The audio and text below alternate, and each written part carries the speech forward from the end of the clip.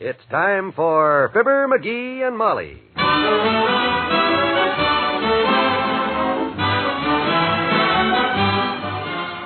Sundays through Thursdays, NBC brings you Fibber McGee and Molly transcribed.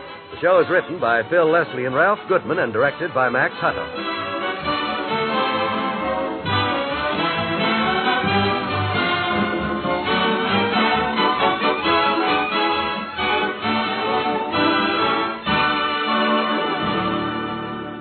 Here's something of interest to you baseball fans before our story gets underway. Say, McGee, the roving Wildcats called a little while ago. They expect you out at the baseball diamond promptly at 11. Oh, my gosh, Molly, thanks for reminding me. I almost forgot I'm supposed to umpire their game tomorrow. Sounds interesting, but maybe you ought to explain it to me. I'll do better than that, kiddo. I'll give you a copy of Prudential's new free book, Baseball for Boys. You're giving me baseball for boys? Sure, that's the beauty of this great little book. It gives us grown-ups more knowledge of our national sport, and it helps the kids play a better game. You mean it's something the whole family will enjoy? You betcha, Molly, but mostly it's for kids. Uh-huh. So, folks, if you have a future big leaguer in your family, get him a copy of Baseball for Boys. Stars like Ed Matthews, Robin Roberts, Duke Snyder, Harvey Keene give the real dugout dope on hitting and fielding. And there are big, clear pictures to illustrate all the important points. For your free copy, hot from the dugout, write your name and address on a postcard along with the words, Baseball for Boys, and send it to Fibber McGee and Molly, Box 1212, Newark, New Jersey. That's Box 1212, Newark, New Jersey. Or ask your Prudential agent.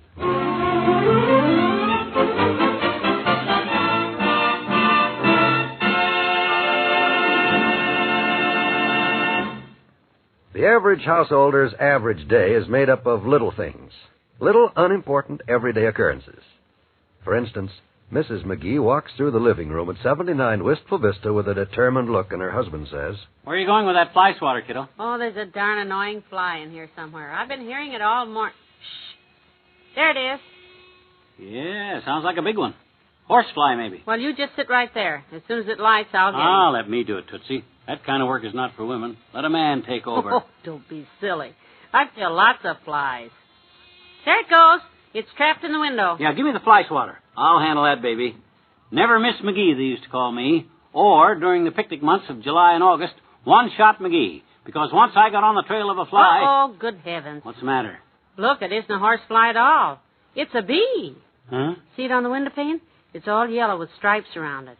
Ooh, does he look mean? Yeah. Well, here's your swatter back. You just go ahead with what you're doing, Tootsie. Don't let me bother you. I got a lot of work to do anyway. No, not me. McGee, you come back here. Look out, he's coming toward you. Where? Where is he? Quick, get him off of me. Yeah! Oh, McGee, stop being so dramatic. All he did was fly past you. There he is in the front window again. Oh. Well, doggone it, I don't like bees. I never did like them. In fact, I'll tell you a little secret. I'm scared of bees. No, I'd never have guessed that. Well... Now I'll tell you a little secret. So am I. Hey, I got an idea what to do. What are you doing? Opening the front door. There. We'll get him out. Look, you take a newspaper and just stir him up a little and sort of chase him this way, okay? What are you going to do? I'm going to wait in the den. Call me when he leaves and I'll close the door after. Look out, here he comes again. Oh, my gosh, get away from me. Shoo, Scat, get away. No, don't run that way. Lead him out the door. Out the front door, quick. Where is he? Where is he? Don't let him get at me. Look out, hey. Whew. Safe at last. Or I am, at least. McGee must be, too, because I'd have heard a scream by this time if that bee had connected. Uh-oh. Yes, dearie? You can come back in now if you want. I can't. He's still buzzing around over by the front door. Look, I'm going to run down to Kramer's drugstore and get some cigars. Okay. Look out, he's right behind you. No, behind you. Use your handkerchief. Swat him with it while you're out getting me a dozen eggs and a loaf of bread, will you? We're all out. And take the bee with you. Run, McGee, run. Bread and eggs, don't forget.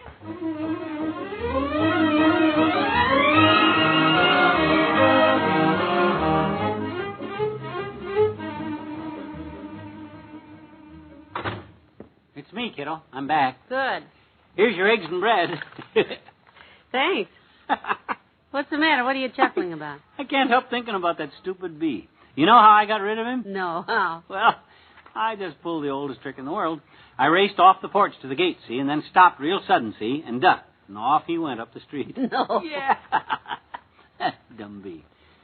Well, if man ain't got the brains to outsmart a little insect, what are our heads so much bigger for? That's what I always say.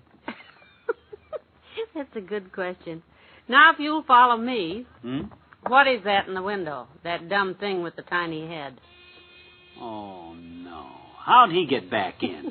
Well, after you left, a brush salesman rang the bell. And it looks like our little-headed friend there sneaked in between the no thanks, we don't need any, and get your foot out of the door before I call my husband. Well, I got to run back to Kramer's anyway. I forgot to get matches. Let me pull down my hat brim and turn up my coat collar. And here we go again.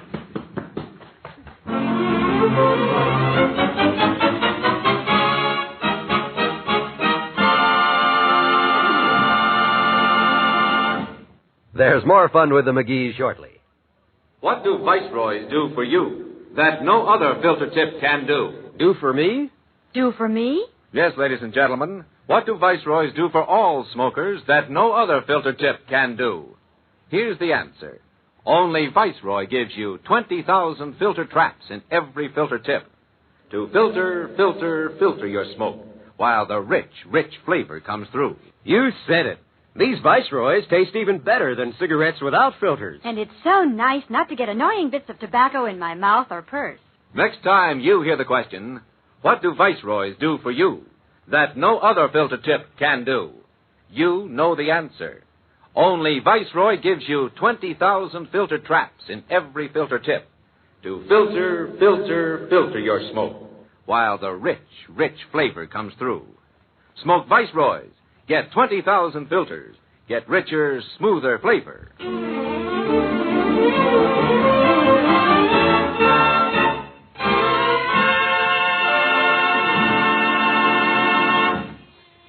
Go on, get out, scat.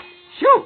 Go on, out the door. Is that bee back in here again? Yeah, he's way over there on the lampshade. Oh, this is getting ridiculous. Sure is. Doggone it, I had a chance to swat him a while ago when he was caught in the drapes, but the last time he came in, I named him Herman. And now I feel like, we're friends. Oh? You feel like you're friends, huh? Sort of. How does the bee feel? I don't know. I haven't been close enough to ask him. Reason I call him Herman, though, he kind of resembles a guy I knew in vaudeville one time. Same pinhead. Same fat stomach. And that guy used to do his act in a yellow jacket with stripes. That's why he reminded me of Herman. Must be quite a fella. Yeah. Many's the time I got stung by that guy, too. $5 here and $3 there, but that's neither here nor there. Come on, let's get rid of this dad rat bee. Go right ahead. I'll watch. Come on, Herman, now. Enough is enough. Shoo! Scram! The door's open. Beat it. Go on out and round up some honey. You want me to report you to the Queen? He isn't moving. What's he want in here on such a nice day, anyway? Well, I guess you're just irresistible, dearie. That bee just loves you. Bah. Maybe his name isn't Herman. Maybe it's Henrietta or Eloise, maybe. I don't care if it's Gino Lola Brigadiddy. He's got to go. Are you going to scram, Mr. B? You going to get out of here? I think he said no. Doggone it, what are we... Hey, look who's coming up the walk. Wally Wimple. Oh, good. He's a great nature lover, bird watcher and everything. Yeah. He'll know what to do. Oh, hello, Mr. Wimple. Do come in. Well, thank you. Ah, Wimple, old boy, old boy, old boy. Come on in. Glad to see you. So nice to see you. Well, it's nice to see you too. Too. I guess this warm weather has just lifted everyone's spirits. Everybody I've seen today has been so cheery. Oh, except for that one man on the bus. Yeah, well, look, Wimp. Who you pushing, he says, spoke very ungrammatically. Yes, well, Mr. Wimple... I assure you, sir, I said, I had no intention of jostling you as I got on. He must have been at least 6'3". Yeah, but Wimp... But I said if you care to make an issue of it, at the next bus stop, let's step outside, you big baboon, I said. Look, Mr. Wimple... Yeah, it's not that we're not interested in... Let's step outside! The man was 6'3"? And you said, let's step outside, you big baboon? Yes. I don't let any big bully push me around, not when Sweetie Face is with me. Oh, Sweetie Face. Yes, my big old wife. Oh, did that fellow get a surprise? But it served him right, really. He never should have said, you keep your big bazoo out of this, lady. Oh, he said that to Mrs. Wimple? Yes, and even that wasn't so bad. But when he said, I wasn't talking to you, madam. This is between me and your son. Wow. Oh.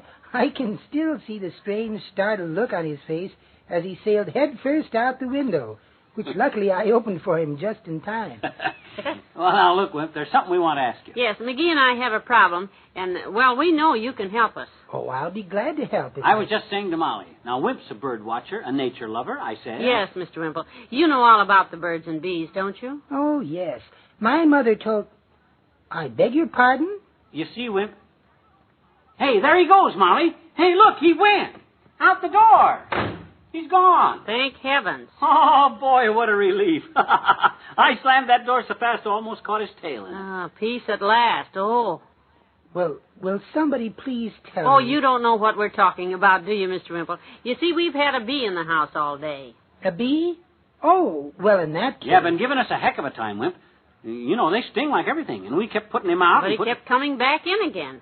It's just been murder. I've been as nervous as a cat on a hot bass fiddle. Me too, and am I relieved? Well, if you've already had one of them in the house, then you already know about them, I suppose. Know about them? Yes. I forgot all about it. That's what I stopped in to tell you. But if you already know... Know what, Mr. Wimple? What? About that swarm of bees in your backyard. What? Here, see? On the fence, just out the window there. What? Oh, no. Must be at least 5,000 of them. Nasty-looking little yellow fellows. Ooh. Bees have a very interesting life, you know. The colony is divided into workers and drones, and the queen is the one who orders... Oh, this is going to be murder.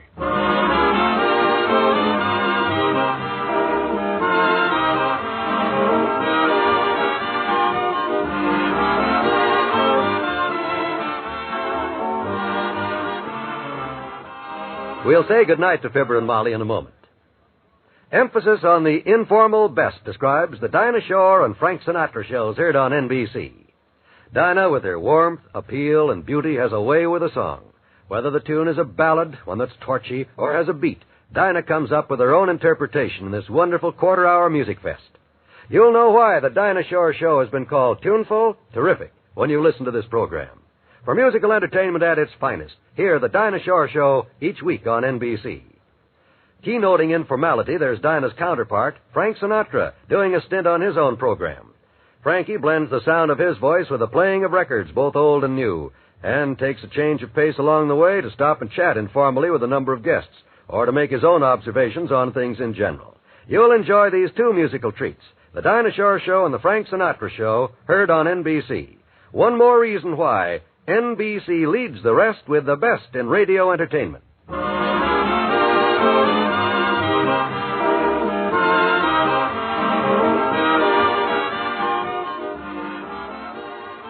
Well, it looks like Herman the Bee is not an only child. You're so disgustingly right.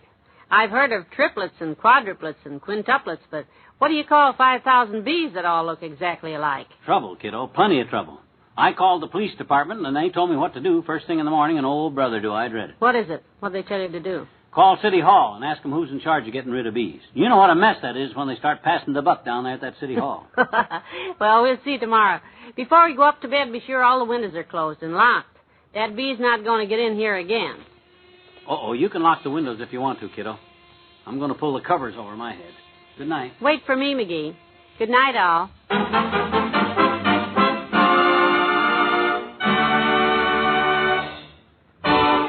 Fibber McGee and Molly is an NBC Radio Network production transcribed with Bill Thompson as Wallace Wimple. Well, what's your guess? Who do you think's going to outsmart whom? McGee or the bees? We haven't heard the last of this bee's nest, so this is John Wald reminding you to be with us again tomorrow night for another round of this mighty battle. You'll hear it on this same station. Good night.